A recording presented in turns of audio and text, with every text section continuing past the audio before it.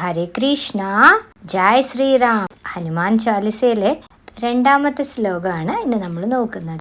രാമദൂത അതുലിത ബലധാമ അഞ്ജനിപുത്ര പവനസുതനാമ. അങ്ങ് ശ്രീരാമന്റെ ദൂതനാണ്. സമാനതകളില്ലാത്ത ശക്തിയുടെ നിധാനമാണ്.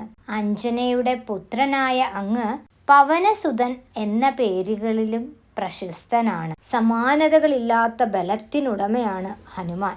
പർവ്വതങ്ങളെ തോളിലേറ്റി ലങ്ക മുഴുവനും പിടിച്ചു കുലുക്കി അതിശക്തരായ രാക്ഷസ സേനയോട് ഒറ്റയ്ക്ക് നിന്ന് പൊരുതി. എന്നാൽ അതൊരിക്കലും സ്വാർത്ഥ ലാഭത്തിന് വേണ്ടിയല്ല. സ്വന്തമായി ഒരാഗ്രഹവും ആ മനസ്സിലുണ്ടായിരുന്നില്ല. ആരോടും ഒന്നിനോടും ഒരു സംഘവും ഉണ്ടായിരുന്നില്ല.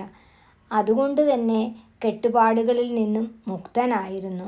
വ്യക്തിബോധം, അതായത് അഹംഭാവം ഭഗവത് പാദത്തിൽ സമർപ്പിക്കുന്നതോടെ ഈശ്വരൻ്റെ അളവറ്റ കാരുണ്യം നമ്മളിലേക്ക് ഒഴുകിയെത്തുന്നു. ശ്രീരാമൻ്റെ കൂടെ ഒരു നിഴലെന്നോണം ഹനുമാൻ എപ്പോഴും ഉണ്ടായിരുന്നു. എല്ലായ്പ്പോഴും രാമസേവാനിരതനായിരുന്നു ഹനുമാൻ സ്വാമി.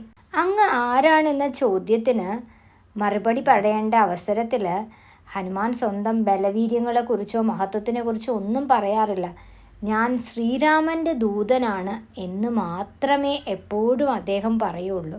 തൻ്റെ മഹത്വത്തിന് അടിസ്ഥാനം തൻ്റെ ബലവും വീര്യവും ഒന്നുമല്ല, ഭഗവാനുമായിട്ടുള്ള തൻ്റെ ആത്മബന്ധമാണെന്ന ബോധമാണ് അതിലെടുത്തു കാട്ടുന്നത്. അഞ്ജനയുടെ പുത്രനായ ഭഗവാൻ വായുഭഗവാന്റെ വിശേഷ അനുഗ്രഹങ്ങൾ സിദ്ധിച്ച വ്യക്തിയാണ്. ഹനുമാൻ പരിശുദ്ധിയുടെയും സേവനത്തിൻ്റെയും കൂർമ്മ ബുദ്ധിയുടെയും പ്രതീകമാണ്. അഞ്ജനയിൽ നിന്നും ഭക്തിയും വിനയവും വായുഭഗവാനിൽ നിന്ന് ഒരിക്കലും തളരാത്ത സേവന മനോഭാവവും ഭഗവാന് കിട്ടി.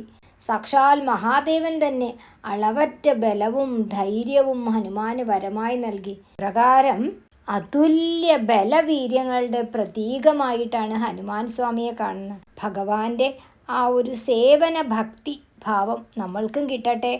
എല്ലാവർക്കും ഭഗവാന്റെ അനുഗ്രഹം ഉണ്ടാകട്ടെ. ഹരേ കൃഷ്ണ. സർവം കൃഷ്ണാർപ്പണമസ്തു.